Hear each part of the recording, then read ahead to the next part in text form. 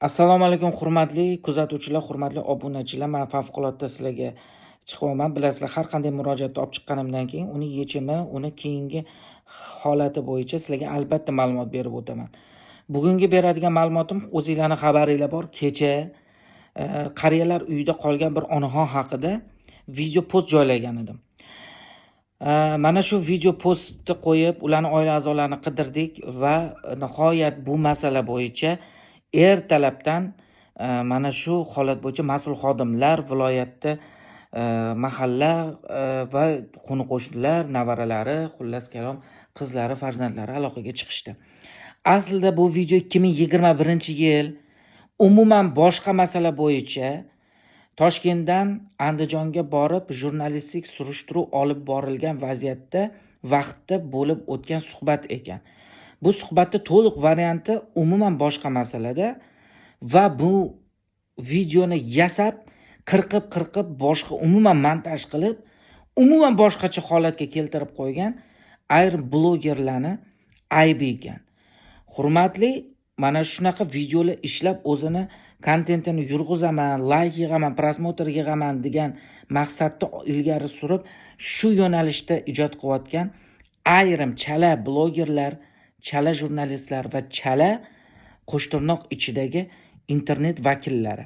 Sizlarga aytib qo'yay, bu bitta insonning taqdiri, butun bir oilani hayot haqida gap ketyapti. Sizlar bu chiqargan video bilan qancha odam ruhiyatiga ta'sir qilayotganinglarni ozgina tushunolinglar bundoq. Nima qilyapman o'zi deb.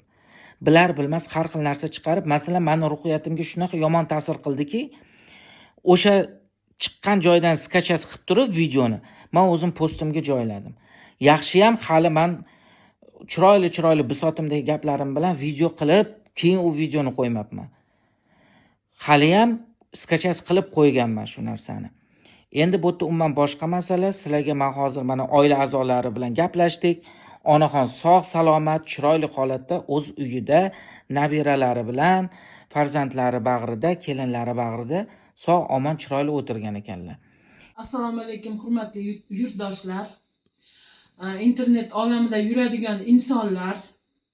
Biz aslida internet olamiga juda ham qiziqmaymiz. Juda ham ko'p yolg'onlar guvohi bo'lganmiz. Bugun yana bir bor guvohi bo'ldik.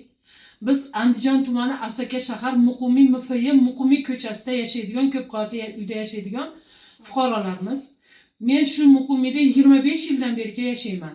Bu yer TTZning yotoqxonasi bo'lgan. Oldin ikkita domimiz 18-20-50-52 domlar. Bu domlarimiz qayta viloyat hokimining tashabbusi bilan viloyat hokimi kelganda bu ikki domlarni biz xususiy dom qilib bering deb iltimos qilganmiz. Viloyat hokimi Shuhratbek Qo'shaqboyevich shu yerda hammani ko'chirib, kimlardir ijara uyga chiqib ketgan, kimlardir mana o'rtada maishiy xizmatxonalar bor edi, o'sha yerga chiqqanmiz. 2021-yilda uyimiz bitib, bizga tuman hokimimiz, viloyat hokimimiz shu uylarimizni bitkazib berganda jurnalistlar kelgan. Husniddin degan adashmasam jurnalist bola kelib bizdan intervyu olgan. Shu maishiy xizmatxonada shu enamiz hozir qariyalar uyida ekan deb yolg'on chiqargan qaysi blogermi bu rasvo yaxshi ish qilmagan. Bu onamiz hech qanaqa qariyalar uyida emas. Shu maishiy xizmatxonada shu uylarimiz bitguncha, dom bo'lguncha o'tirib turgan. Mana biz ko'chib keldik, mayerda yashadik. Farzandlarimni bezovta qilib bormay deb shu yerda shu qizlarim bilan yashadim deganini qirqib qariyalar uyda deb chiqarishdi.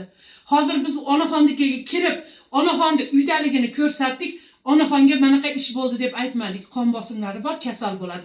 Mana qizini olib chiqdik, qizini olib chiqib, hozir menikida, ya'ni Damkomnikida shunaqa videolavha qilyapmiz. Bu narsa yolg'on xabar. Kerak bo'lsa shu onamizni shunaqa deb yolg'on xabar tarqatganlarni sudga berishga ham haqlimiz. Mana farzandlari sudga beraylik bularni. Nimaga biz onamizni shunaqa qilib? Yaqinda bu onamiz haj safariga ketadi. Hali u onamiz o'zi bilgani yo'q. Bu narsa yolg'on xabar, ishonmanglar. Assalomu alaykum yurtdoshlar. Bizning onamiz uyimizda, bag'rimizda, hech qachon qariyalar uyida emas. Shu yolg'on ma'lumot tarqatayotganlarni Allohimga soldik. Biz chidamayapmiz. Bu yolg'on xabar tarqatayotganlarni sudga beraman. Dunyoda eng toza so'zni qidirib, onamning dardiga Anadam shifo ko'mimi? so'radim. Kelinglar. Yuzimdan Ana, ko'zimning yoshi sidir. Onamning dardiga shifo so'radim. Tiz cho'kdim eng avval yolg'iz Xudoga. Dard bergan qodirdir o'zi davoga. Yolbordim yana momo havoga. Onamning dardiga shifo so'radim.